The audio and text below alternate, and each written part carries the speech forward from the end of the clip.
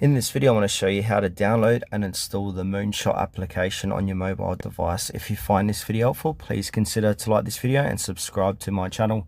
In saying that, let's just jump straight into the video. Okay, so what we need to do is head over to our Play or App Store, and now click on search.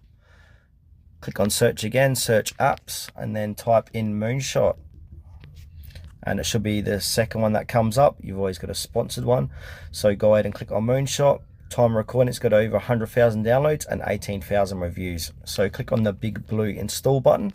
What this is going to do is download and install the app at the same time. So just give it a few moments, depending how fast or how slow your internet connection is. Should only take half a minute. Once that has done its thing, you want to go ahead and click on open for the first time. Now once you clicked open, you'll come to a page that looks like this.